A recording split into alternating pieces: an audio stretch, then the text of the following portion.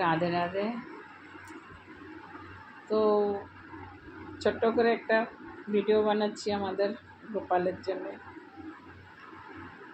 তো কালকে কেউ কেউ অষ্টমী বানাবে, আর আমরা অষ্টমী বানাবো মঙ্গলবারে 27 তারিখে আমাদের গুরুদেবের অনুমতি,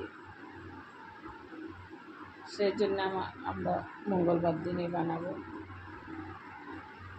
তো মঙ্গলবারে অষ্টমী থাকবেন, সবাই অষ্টমী থাকবেন। অষ্টমীতে মানে শুধু অন্নটা, ময়দা, আটা, মানে গম জাতীয় জিনিস আর ওগুলো আপনারা খেতে পারবেন না, বা আমরাও পারবো না। ফল, যে কোনো ফল টল খেতে পারবেন, কোনো অসুবিধা নেই। কারণ আপনি সুস্থ থাকলে, আপনারা সুস্থ থাকলেই তো আমরা লাড্ডু গোপালের জন্য আনন্দ করতে পারবো। যদি আমরাই অসুস্থ হয়ে পড়ি, তাহলে গোপালের জন্মদিনে আমরা কি আনন্দ করবো, আর গোপালকে কি আমরা আনন্দ দিতে পারবো? এর জন্য আপনি সুস্থ থাকেন আপনারা, তারপরেই আমাদের সব কিছু। ঠাকুর বলেন যে একদম নির্জলা উপাস থেকে তারপরে করেন। হ্যাঁ, ঠাকুর বলেছে যে তোমরা সুস্থ থাকো, তারপরে আমাকে ভজো।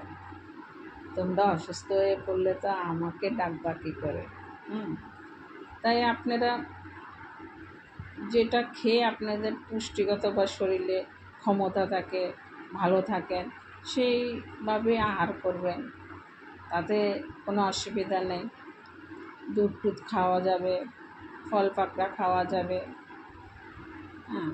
তবে কি দুপুরবেলা পুজোটা দিয়ে তারপরে এবার যাই নেবেন প্রসাদের নিয়ে, তারপরে এবার প্রসাদই তো সব কিছু, দুধ দই এসব তো প্রসাদই হবে, ফল পাকড়া।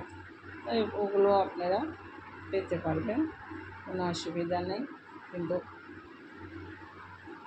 সবাই ভালো থাকবেন। রাধারানীর দ্বারা এই প্রার্থনা করে সবাইকে ভালো রাখো, পুরা ত্রিভুবনে সবার মঙ্গল করো, সবাইকে ভালো রাখো, ঠাকুর সবার মঙ্গল করো। রাধে রাধে।